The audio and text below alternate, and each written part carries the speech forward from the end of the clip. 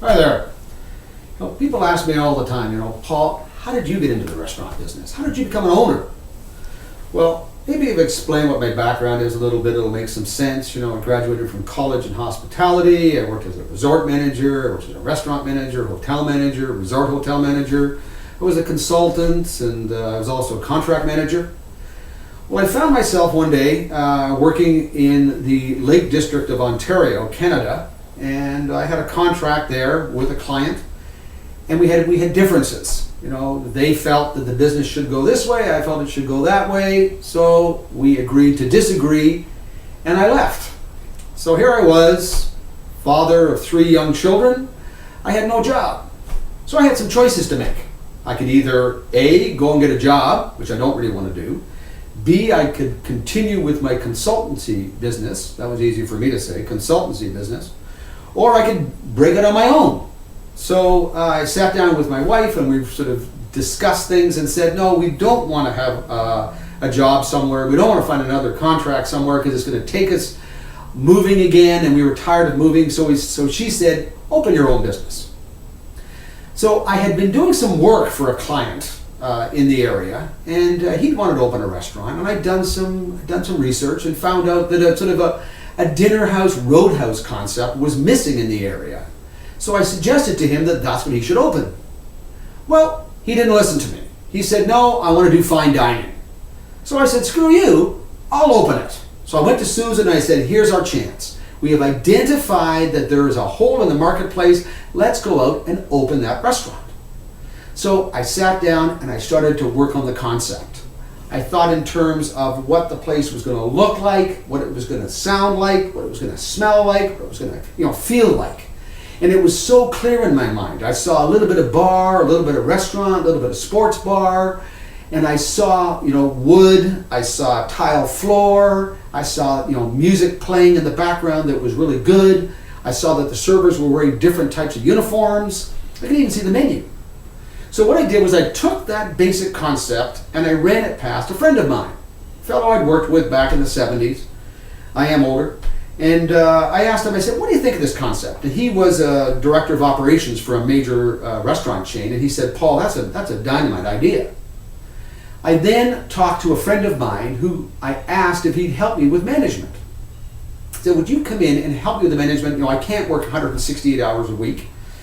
And he agreed to do that, and he eventually became a part owner. And strangely enough, today we're talking about going back into business together. Okay? So I had a concept, I tried the concept, now I had to go and figure out whether I could make money. So I put together a financial forecast. I figured out what my revenues would be, I figured out what my cost of goods sold was going to be, I figured out what my labor was going to be, and I wasn't just picking these numbers out of the top of my head, I was actually working them out. I could see how many customers were coming into my place for lunch. I could see how many people were coming in at dinner. I knew what was happening late night. I knew how much they were paying. I knew what the average check was going to be, how much a hamburger was going to cost, how much a half order of wings was going to cost. I also knew how many staff it was going to take to service those customers. So I had all those things in line. I then took that forecast and I took it to my accountant. And I said, Dave, I think I can do $750,000 out of a 50-seat restaurant. He said, absolutely not. He said, you're crazy, you won't do half that. So I halved it, went back, reworked my financials. I still could make money, but I knew that I was right and he was wrong. He's an accountant, he's risk averse. He doesn't like taking chances, and I love taking chances when they're calculated. So I knew that I would do my $750,000, and as a matter of fact, in the first year, I did more than $750,000. So there, Mr. Fancy Schmancy accounting guy. So now I have my concept, I got the financial forecast, I now have to figure out where the money's coming from. Well, we owned a house out west before we moved to the Lake District, so I had some money in the bank. We cashed in all our retirement funds, cashed in our savings that we had, and we put together a pool of money which we felt would be sufficient to open the restaurant. I then went to the bank. I said, bank man, I'm looking for this amount of money. I've got this much of my own, I need some additional. They said no. Welcome to the restaurant business.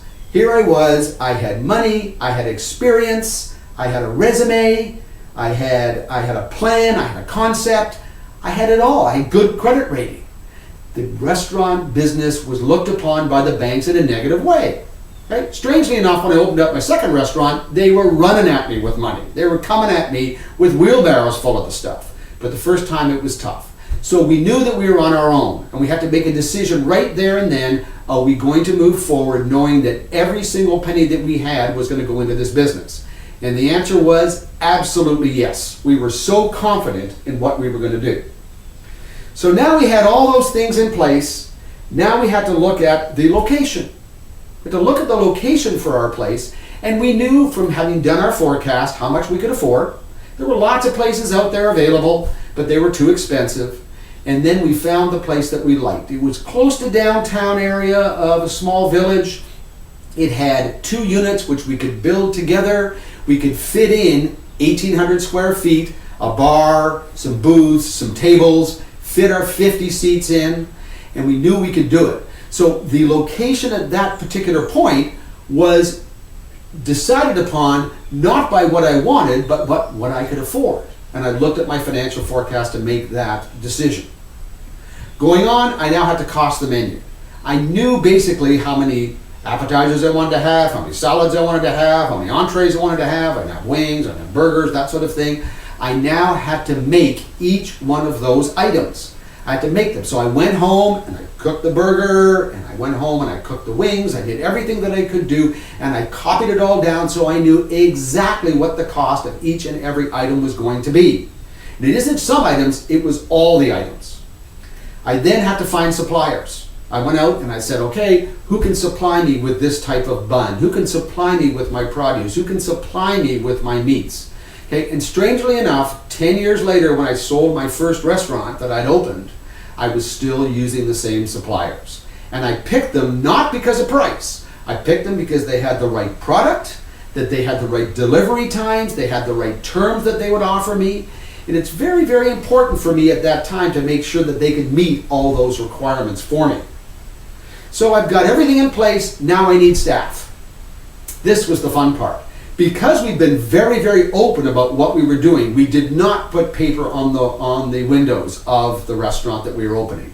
We left the door open. I wanted people coming in. I wanted to be talking to the people as they walked by, about what was happening here. And we created such a buzz that when it came time to find staff, and I was looking for the quirky ones and the funky ones, wasn't looking for just basic servers. I wanted people who were exciting, and I got them because they knew that this was going to be different.